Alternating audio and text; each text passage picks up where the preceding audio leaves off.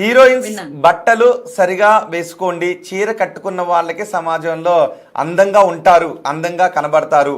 బట్టలు వేసుకుని సరిగా బట్టలు వేసుకోలేని వాళ్ళని మహిళలు కూడా తిట్టుకుంటారు అని అన్నాడు. సామాను అనే పదాన్ని వాడాడు. సో బట్టలు సరిగా వేసుకోండి అని మీరు చెప్పనవసరం లేదు అంటూ అనసూయ రియాక్ట్ అయ్యారు. నిజానికి ఎందుకంటే ఈ మధ్య స్కిన్ షో ఎక్కువ అవుతుందని మహిళలు అభిప్రాయపడుతున్నారు. సో నిజానికి బట్టల విషయంలో కొంతమంది మహిళలకి ఏమన్నా హీరోయిన్స్లకో లేదంటే సోషల్ మీడియా ఇన్ఫ్లుయెన్సర్స్కో చెప్పాల్సింది ఏమైనా ఉందా లేదా? నేను ఆల్రెడీ చాలా సార్లు దీని మీద వీడియోలు చేశాను అండి. అమ్మాయిలకే చేశాను. ఎందుకు అంతలా బట్టలు విప్పుకొని తిరుగుతున్నారు, వేసుకోండి, మోడర్న్ డ్రెస్లు వేసుకోండి, స్టైలిష్ గా ఉండండి.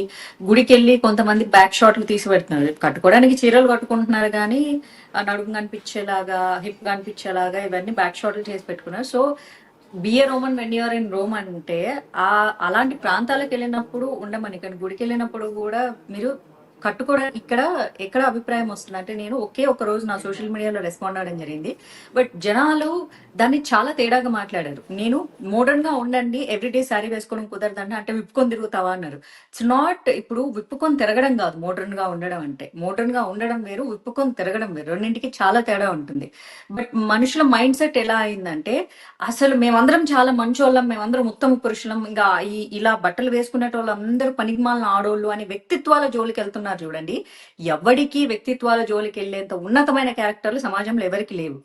ఒక అమ్మాయి, ఆ అమ్మాయి ఇన్ఫ్లుయెన్సర్ అవ్వచ్చు, సెలబ్రిటీ అవ్వచ్చు, మళ్ళీ ఇక్కడ ఏంటి, మళ్ళీ కన్ఫైన్ చేసి ఓన్లీ హీరోయిన్లకు మాత్రమే అతను చెప్పాడు అంటే, హీరోయిన్లకు మాత్రమే చెప్పాడు అంటే ఆ సందర్భం. ఇంకోటి వచ్చేసి సెన్సిటివ్ విషయం, ఆడవాళ్ళకి చెప్పేటప్పుడు ఎప్పుడూ కూడా పదజాలం చాలా సున్నితంగా చెప్పాలి.